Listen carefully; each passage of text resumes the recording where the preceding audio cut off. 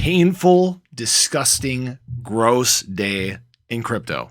We're seeing obviously the price of Shiba Inu pull back. We're seeing the entire crypto market pull back at this time. And I want to talk to you guys about why that is. Now, obviously the price of SHIB is breaking to the downside here. Okay. It's getting down to a level that we haven't seen since that first week of January, this 5085 level.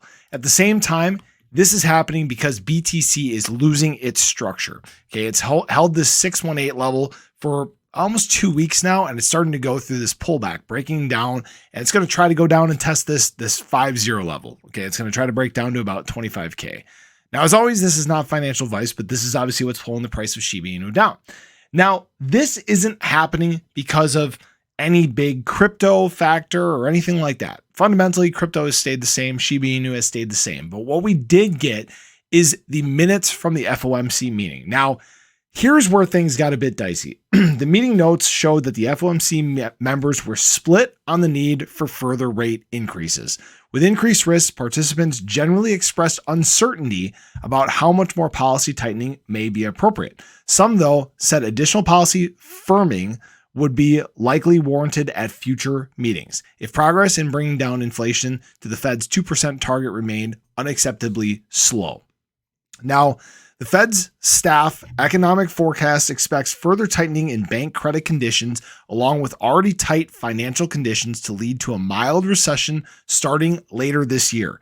Real GDP was expected to decelerate over the next 2 quarters, then decline modestly in both quarter 4 of 2023 and quarter 1 of 2024, according to these minutes.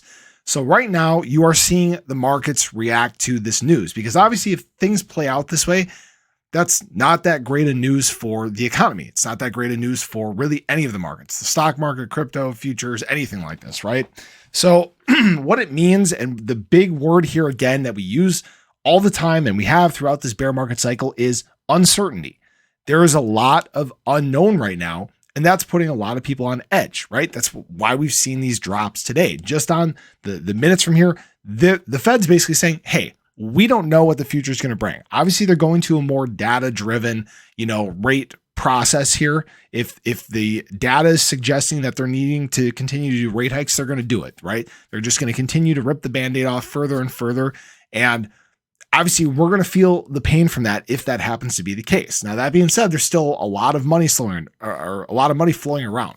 We don't know what the extent of this GDP is going to look like. We don't know if the economy is going to slow to, the crawl that they're really trying to get to, right? It's this balancing act. You want to slow down the economy enough, but you also don't want to tip it to the point where you go into a recession. It's kind of this weird balancing act. But right now, that's why we're feeling the pain in the market. That's why the price of Shiba Inu is going through this continued pullback.